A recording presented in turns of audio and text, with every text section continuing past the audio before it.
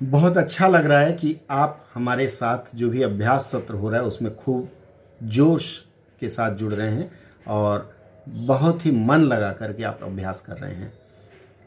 पिछले कुछ हफ्ते में मैंने अनुवाद का अभ्यास कराया। अनुवाद अभ्यास के बाद मैंने कुछ पुराने प्रश्न पत्र का अंग्रेजी का कुछ अंश आपको अभ्यास के लिए दिया था।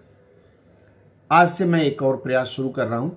स्टाफ सिलेक्शन कमीशन या फिर जो भी आप हिंदी अनुवादक या हिंदी अधिकारी की परीक्षा देने जा रहे हैं उसमें हिंदी के भी प्रश्न पत्र होते हैं।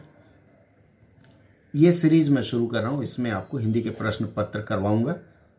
रोज 10 प्रश्न या फिर उससे अधिक समय के अनुसार हो सकता है।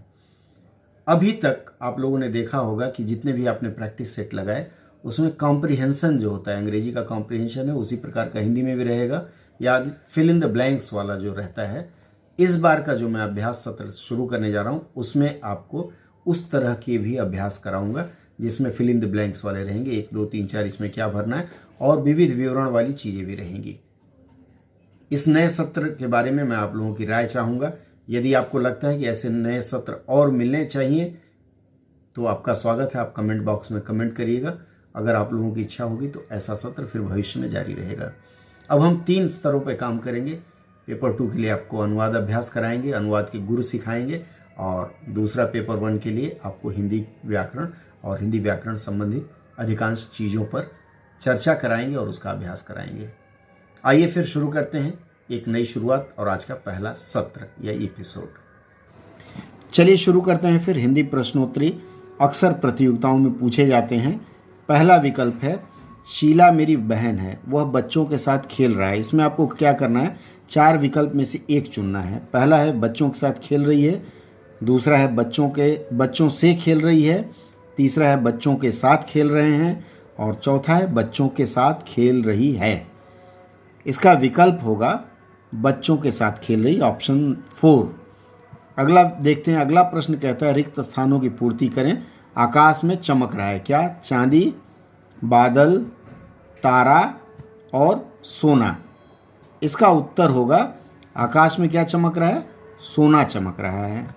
प्रश्न संख्या 3 पर आते हैं। इसमें योग्य शब्द है, उसका विलोम चुनना है। पहला विकल्प सुयोग्य, दूसरा विकल्प मूर्ख, तीसरा विकल्प अयोग्य और चौथा विकल्प है सौभाग्य। इसका उत्तर होगा अयोग्य, सुयोग्य मत लिखिएगा। चौथा देखते हैं। चौथा प्रश्न कहता है यश का विलोम क्या होगा? सुयश, अपयश, नीरस और नीरव। इसका उत्तर होगा अपयश। प्रश्न संख्या 5 पे चलते हैं। सही वर्तनी वाले शब्दों का चयन करें। ये आप देख लीजिए, मौखिक, मौखिक, मौखिक और फिर मौखिक। क्या होना चाहिए इसमें? जी हाँ, विकल्प आपने सही चुना, विकल्प संख्या 1 मौखिक। छठा प्रश्न है अर्जुन का पर्यायवाची आपको चुनना है। पहला है शमशीर, दूसरा है कोविंद, तीसरा है धनंजय और चौथा है जगदीश। तो इसका उत्तर होगा धनंजय, ऑप्शन 3।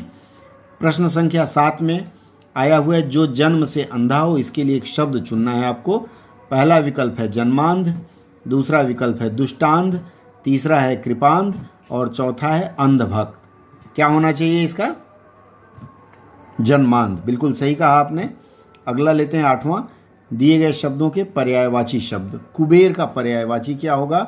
यक्षराज, गिरिराज, महाराज और फिर यमराज। जी हाँ, बिल्कुल आपने सही सोचा है, यक्षराज होगा इसका उत्तर।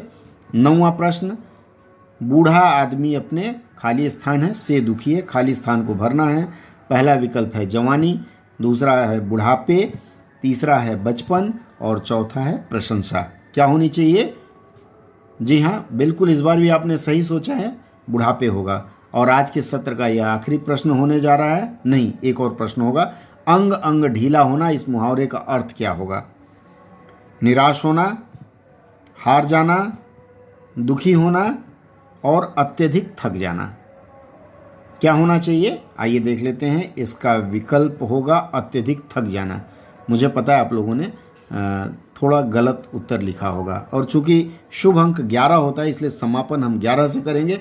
11वां प्रश्न है और अंतिम प्रश्न है स्वरूप तय करना जाने लगा है।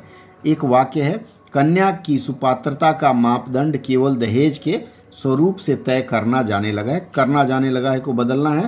पहला विकल्प है स्वरूप से तय करने जाने लगे हैं, स्वरूप से तय करने जाने लगे हैं दूसरा है। तीसरा विकल्प है स्वरूप से तय किया जाने लगा है, और चौथा विकल्प है स्वरूप से तय हुआ। क्या होगा?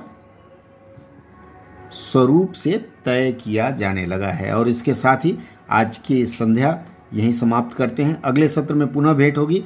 अगर यह सत्र अच्छा लग रहा हो तो मैं आशा करूंगा कि आप इसके बारे में अपना विचार ज़रूर हमें भेजेंगे कमेंट बॉक्स में। बहुत बहुत धन्यवाद।